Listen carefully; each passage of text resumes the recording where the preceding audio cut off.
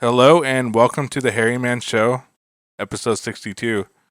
Today we have a special guest, Dave Matthews from Saving Abel. He just recently joined the band and he's currently on the Essential record. How you doing, Dave? Doing well, man. How are you? Well, I just want to say congratulations, man. That's pretty cool.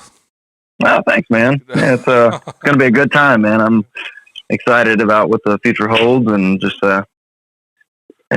just getting out there and getting with it.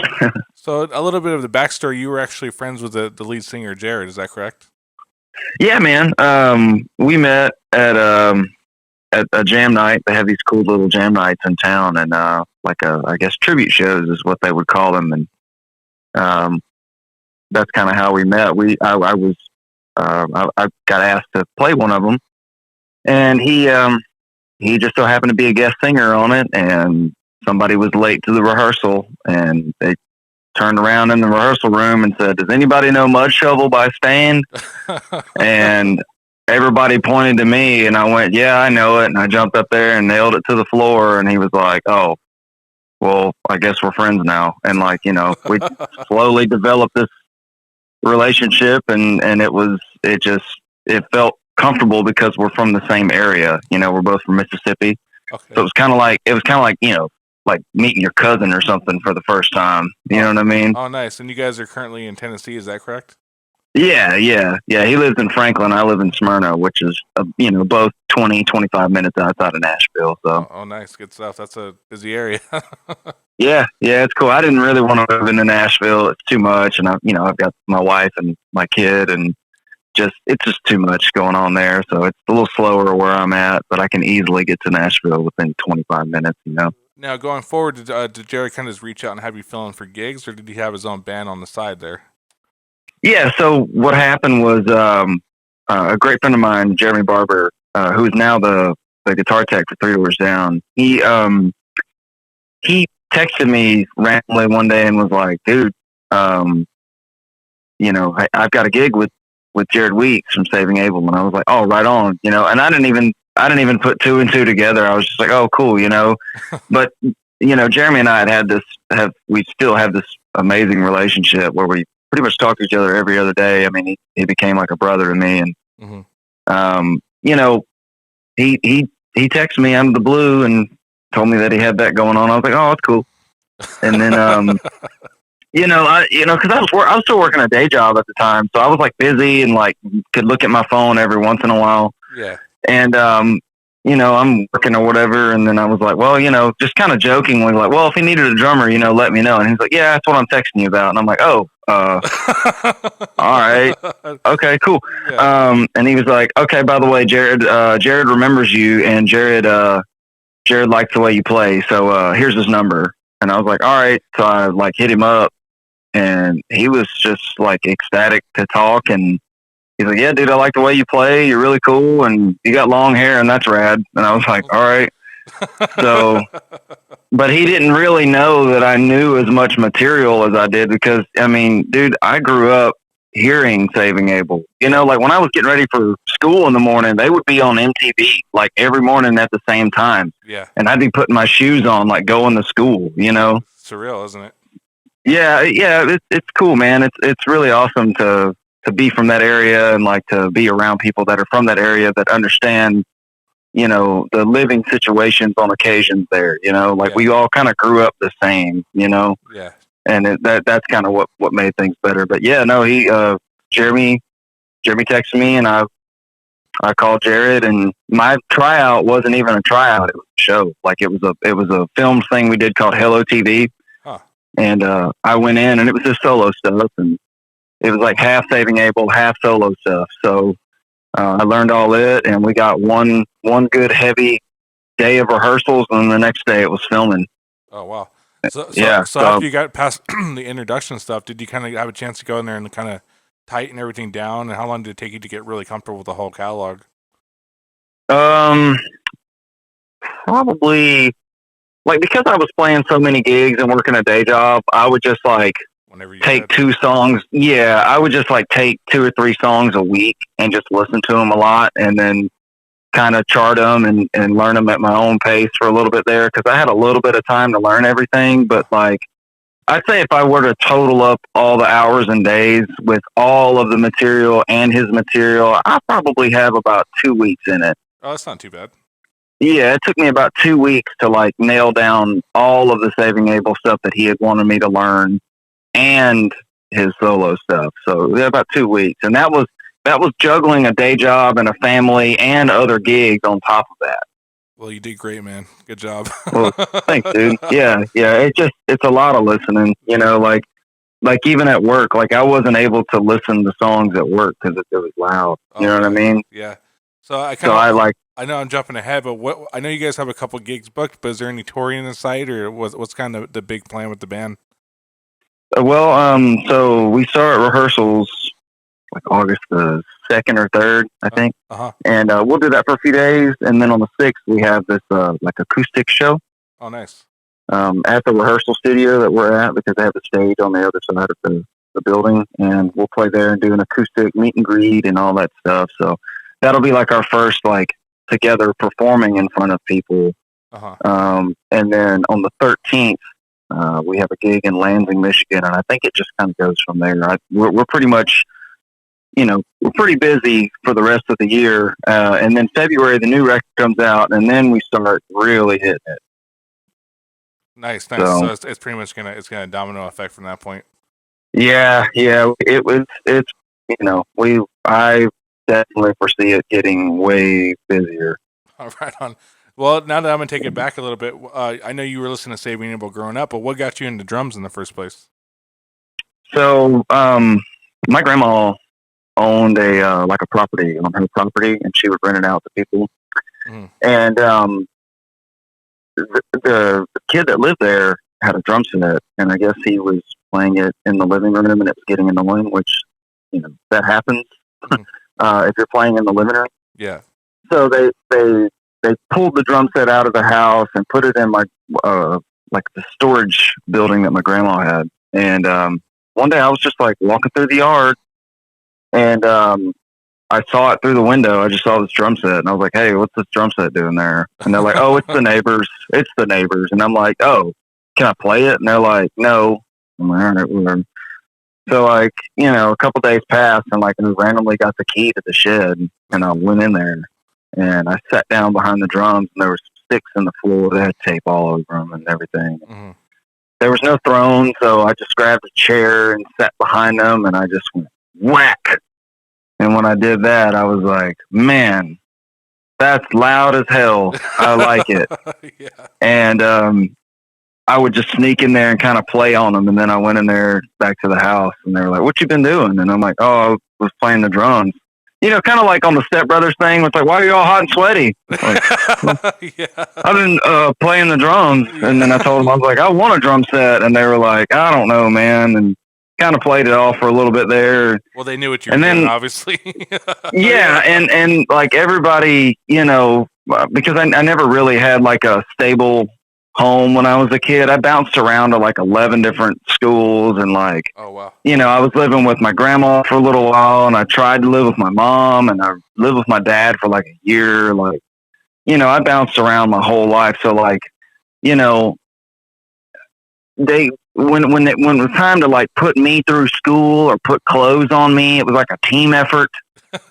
So that was kind of the way it was with the drums. It was a team effort. Like everybody kind of pitched in for this drum set from the pawn shop. And it was that drum set actually that they ended up buying, was the one I was already playing on. And it was like from a pawn shop. It was a cheap kit, had one cymbal, one hi-hat, and I just beat the shit out of that thing. And I started listening to more music because I was already into music. And when I started really diving into music, it kind of took me to another place and like made me feel safe because, I didn't have any siblings or anything like that. I didn't really have, like I said, man, I didn't really have like a home. I just kind of bounced around. Yeah. And music was something that made me feel safe. Well, it sounds like the drums stabilized your life in your childhood. Yeah, they really did. That's cool. That's good stuff. And I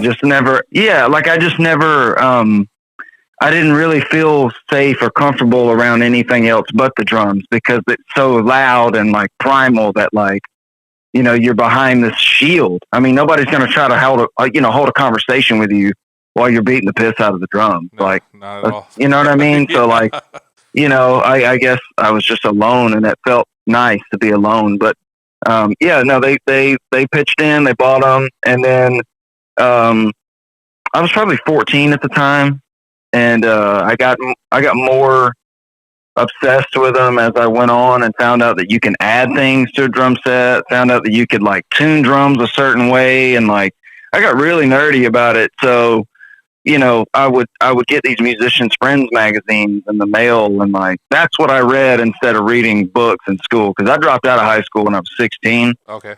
To play drums, which is silly, but like, hey, it worked out for me, I guess. Yeah, it did.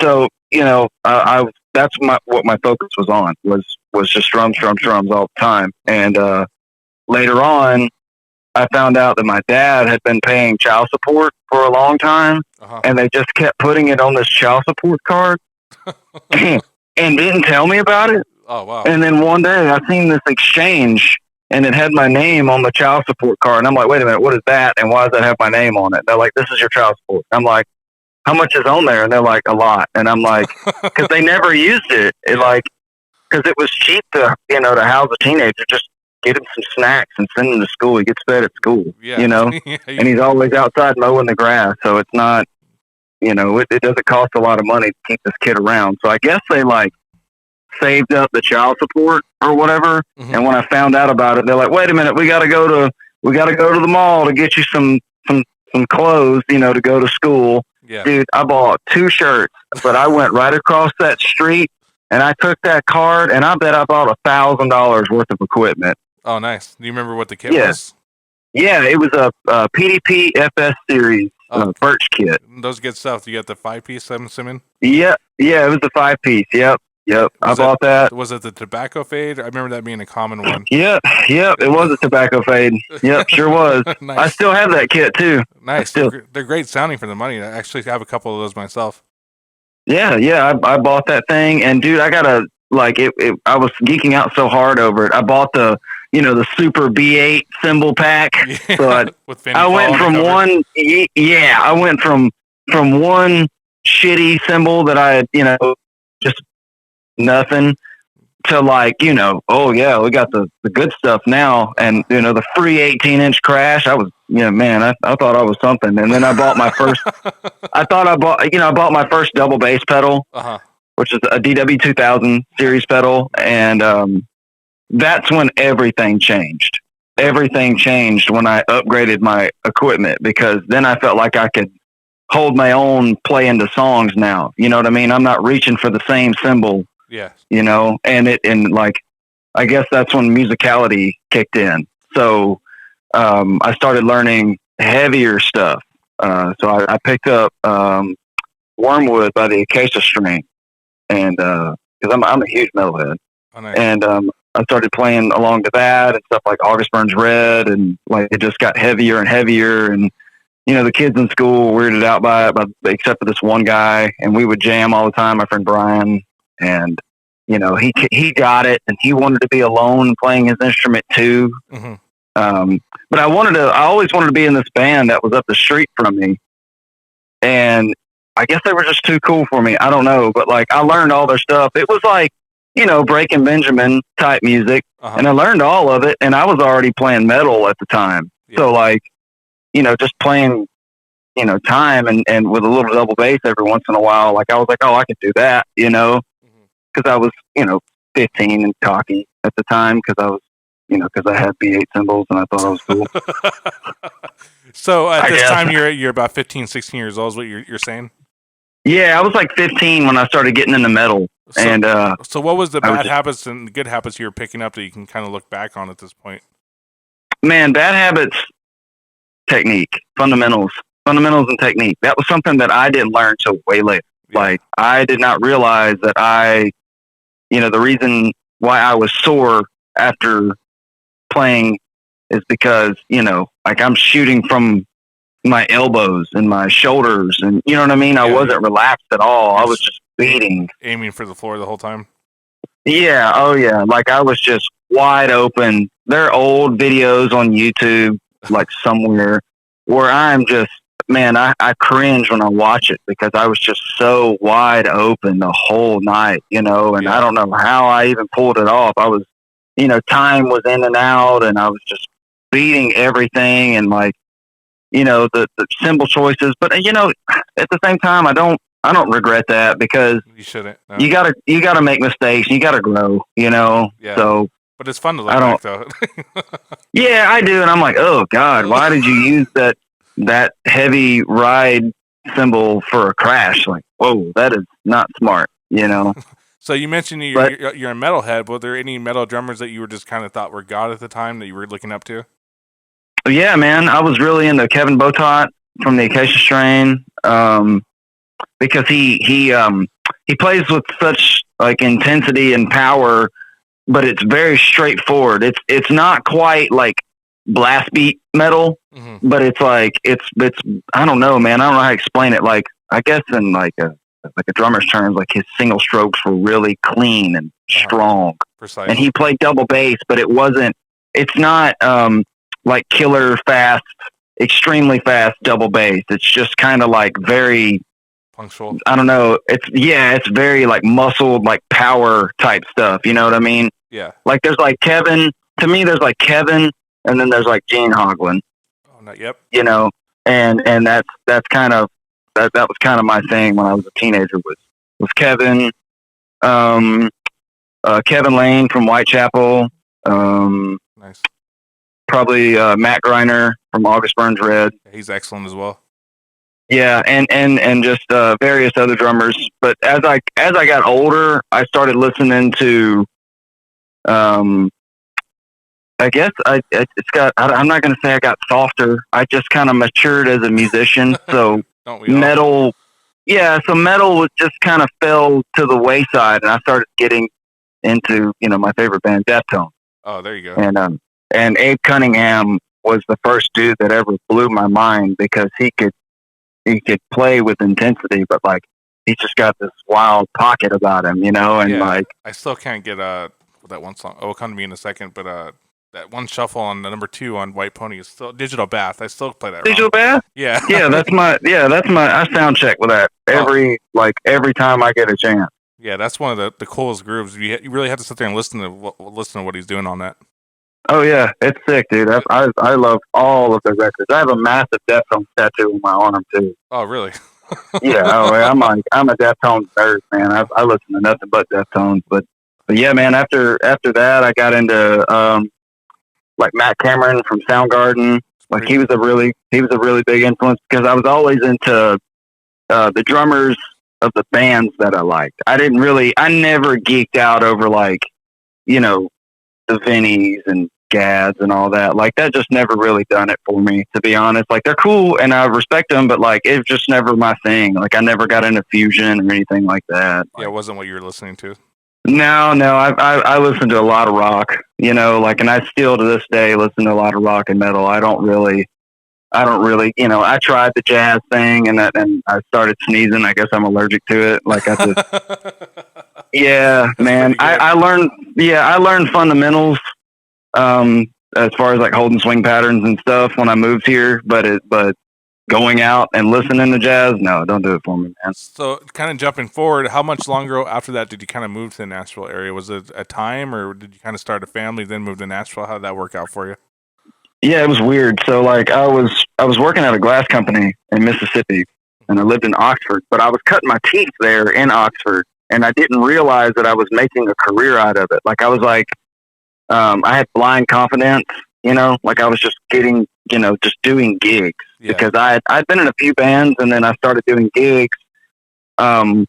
Really because, I met my wife when I was 19 and, working and having a new kid, when you're like around 20, I think I was like 21 when I had my son. I was 21 and, the place that we lived was a college town, so it's kind of expensive to live there, but it was easy to make money there. Yeah. There's all these outlets of things that keep the college going. You know what I mean? Mm-hmm. Like they're always going to break windows. So like I always had a job working in glass. I never thought of that. That's a pretty good concept.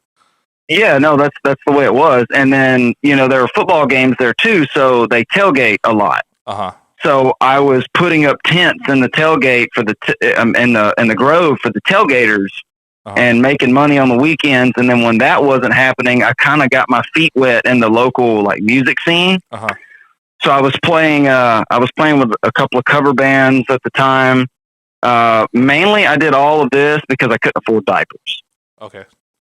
So I was working my full-time day job, and I was playing gigs to make money to support my family. Yeah, you're just a busy guy all around. Yeah, and I got to where I was teaching lessons too, like teaching kids how to play time. That's like how to, basic stuff. Because I wasn't, fundamentally, I wasn't trained to play the drums. Mm-hmm. I just played the records my whole life and just kind of made sure that it felt like the record. And I got very lucky, nice. Yeah.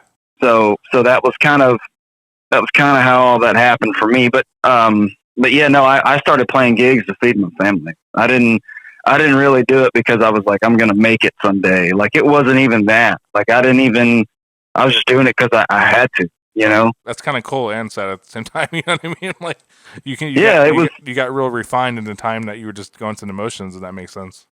Yeah, man, I was just trying to raise my kid. That was all that was, and still, scratch the itch of playing the drums, with people, because I like the connection with people. Mm-hmm. So I still wanted to do that. But from there, my wife and I, we talked about moving. And at first we were like, let's go to Arizona because, oh, wow. Yeah. So we thought Arizona at first, and then and LA didn't even really cross my mind. And then all of a sudden I said, what about Nashville? I was like, I can go up there and play gigs, and the gigs would be cooler, I guess, and that was exactly what it was. I could go up there and maybe play some gigs in Nashville and be a little busier. That'd be cool. Maybe the gigs pay more. They don't, but I thought they did.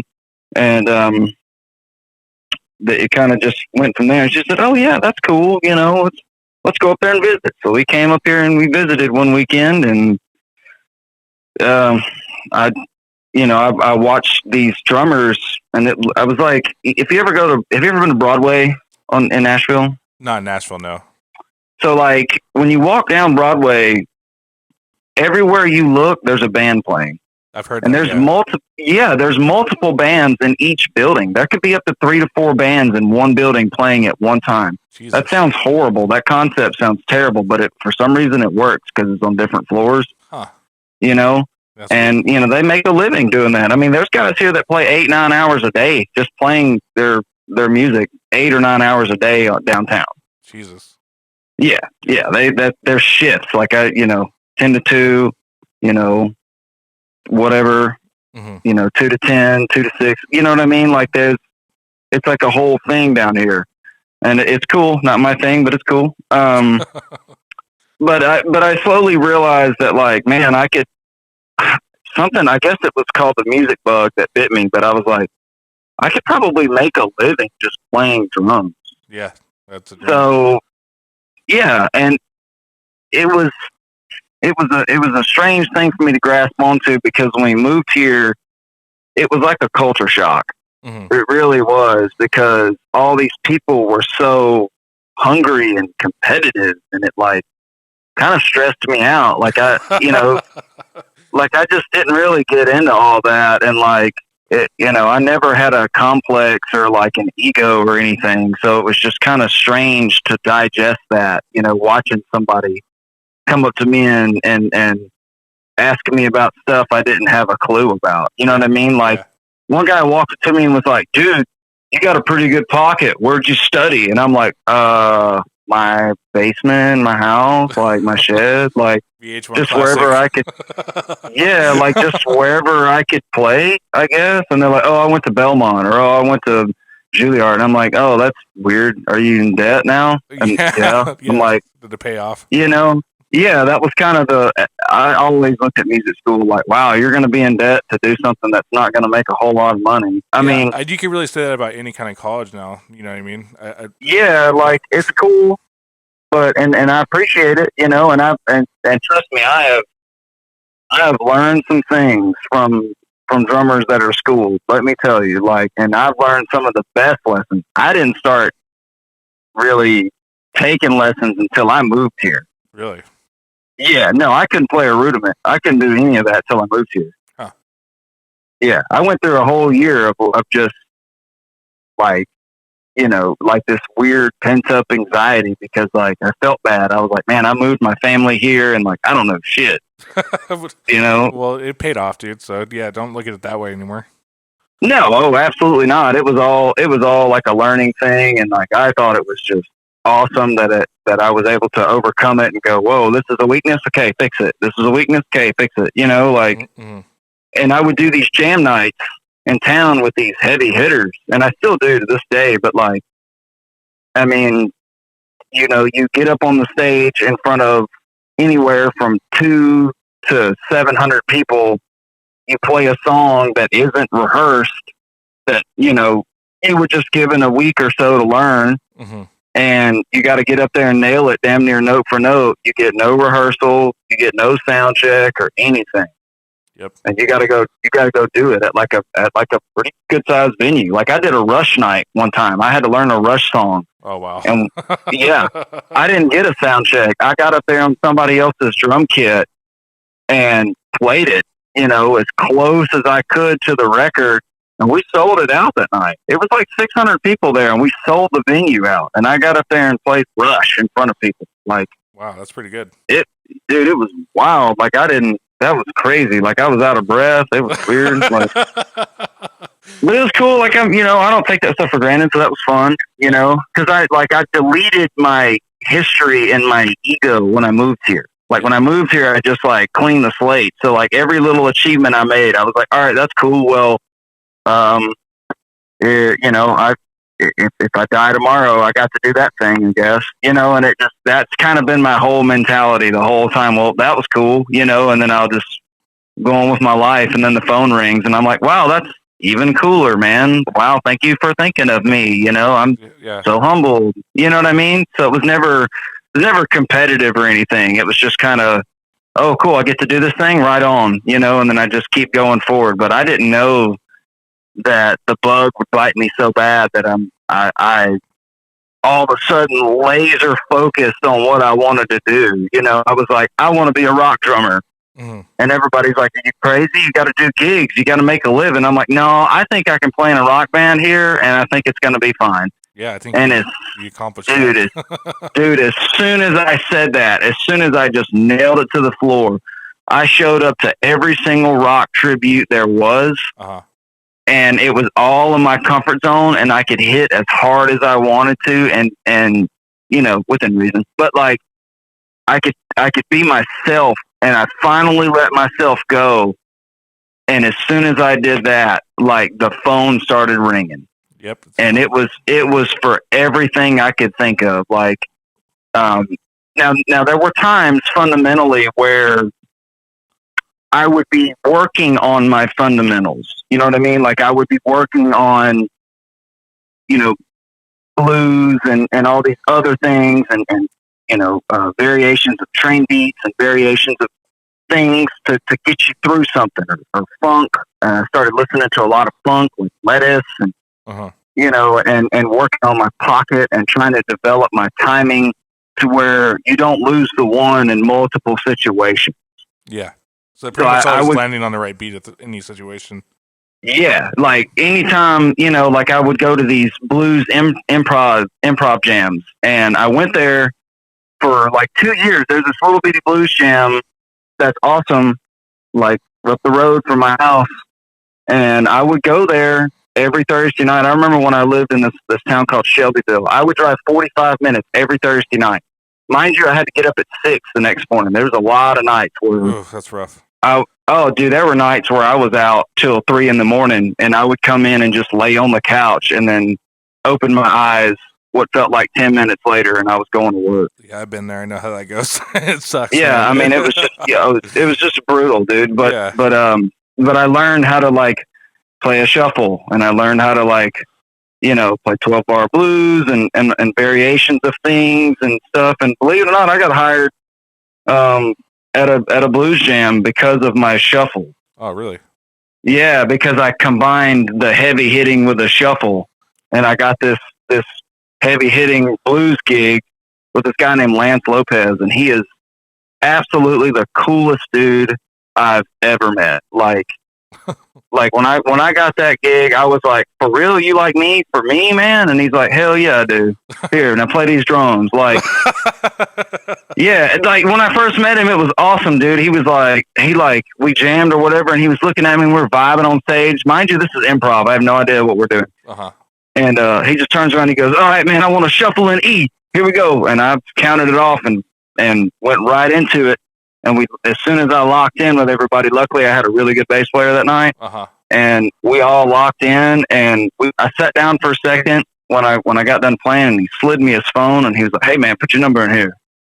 And sure enough, I was playing with him not too long after that, and that was the first time I'd ever signed an autograph.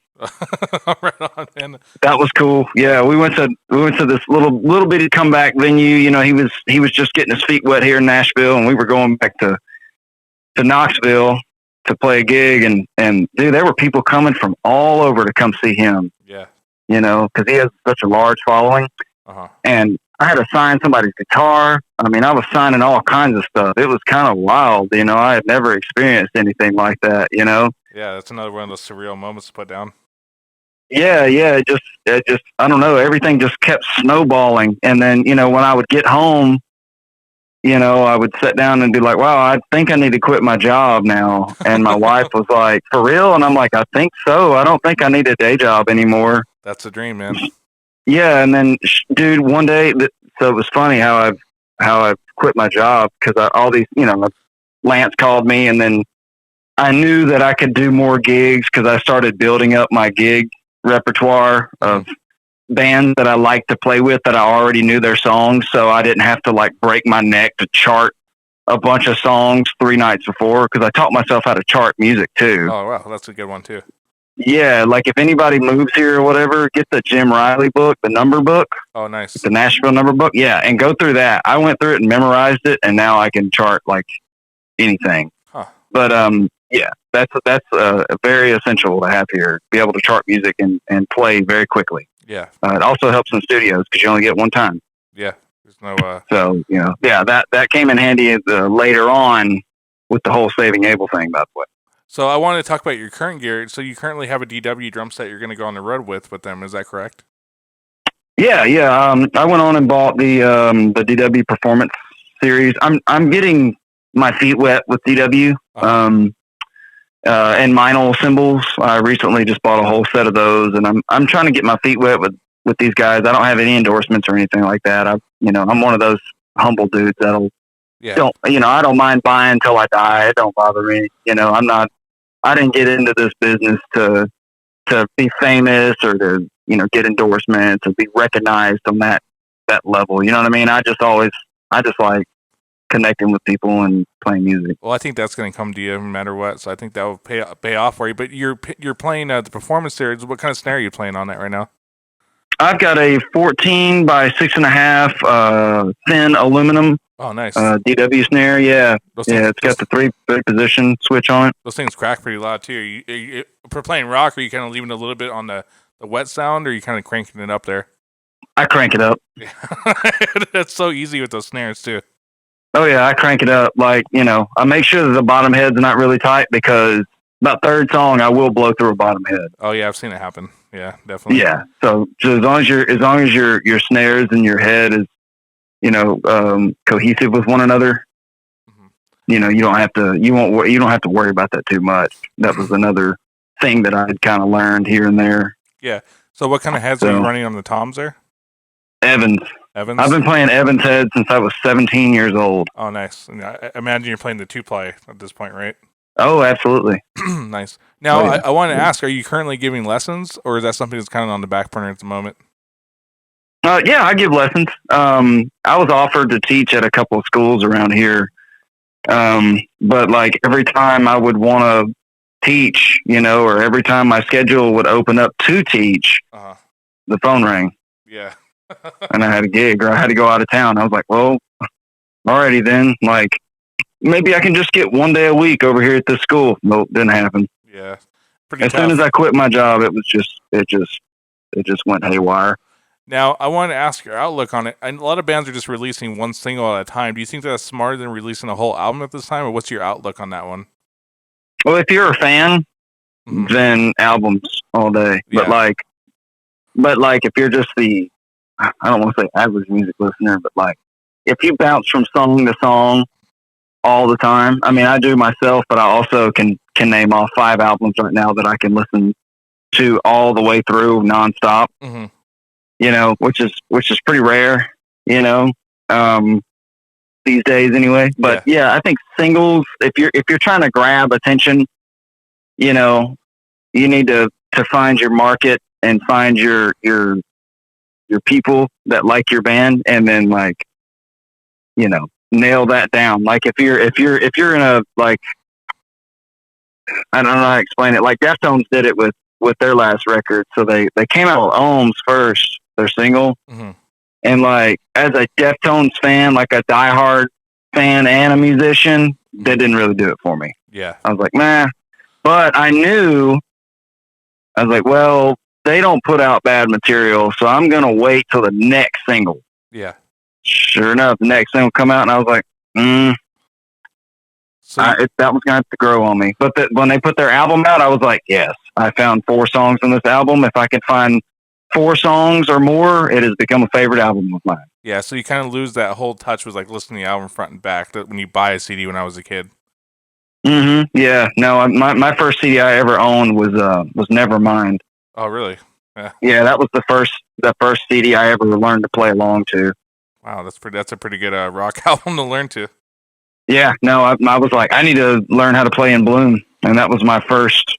Like, I had my put my CD in my CD player, and had these little cheap headphones, you know, the ones you get from the gas station that suck. Yeah, the styrofoam. Yeah, and I put those in and would crank it up and just go, you know, I would just go right into In Bloom, and that's how I learned how to play drums. Nice. Well, Dave, I'm happy all these great things are happening for you. It was great to have you on the show. You're an extremely cool guy, so I can see why that's happening. I really want to appreciate it. What's the best place, in your opinion, to reach out and hear the new stuff or the stuff that's coming out with you guys pretty soon? Well, I think so. October, the Essential record comes out. Mm-hmm. And you could probably, you know, literally like go to any platform. Yeah, like if you want to listen to any Saving Abel, just go to Spotify, check it out. You'll see my ugly mug up there on the top left. Yeah, so those, you know, and also like, you know, if you wanted to pick other Nashville drummers' brains, I've got like 4 drummers I can rattle off to you right now that you definitely need to check out. Who are they? So the first one is one of my best friends, Justin Michael Ward. Mm-hmm. He plays for Lee Greenwood. Okay. Full of knowledge, crazy good player. Like he's taught me a lot. Like he's the coolest dude ever. Yeah, that guy for sure. Second one's Kyle Law. He plays for a guy named Tim Montana. It's another one of those guys that like I just learned, you know, because I didn't really have heroes till I moved to town, if that makes any sense. Like real, like watching players closely until I moved here. Mm-hmm. And these are just the guys that I watch all the time and learn from. And they're around my age too, which is even cooler. Mm-hmm. But yeah, Kyle Law, number 2. Number 3 would be Sam Brown. He's another killer drummer just in town. Russ Sternglass. He moved back to New York. I'm bummed out about that. But Russ Sternglass taught me a lot. He was a Berkeley guy, so he taught me. Oh, nice. You know how to read, kind of, sort of. And then another one's Nico Medina. He's a drum corps guy, and he taught me how to like use my hands, and he taught me how to grid things and play rudiments and all that. So nice. Yeah, so those are all the guys right there that I just constantly watch that helped me. That's your Mount evolve Rushmore. Like for a town, like I'm not gonna say like Mount Rushmore, so I don't give them a big head. But I know what you meant. But like those are the guys that like that I can you know, vividly remember, like showing me something that I still use today. Yeah. So yeah, you should definitely check those guys out. Yeah. If you can remember what all I said, those guys. Yeah, I definitely will. So Dave, this is a real pleasure to have you on. I wish you the best of luck, and I think great things are even on your way, even more so here. Thanks a lot. Thanks, Dave. man. Yeah, I really appreciate it. Thank you. Yeah, man. Anytime.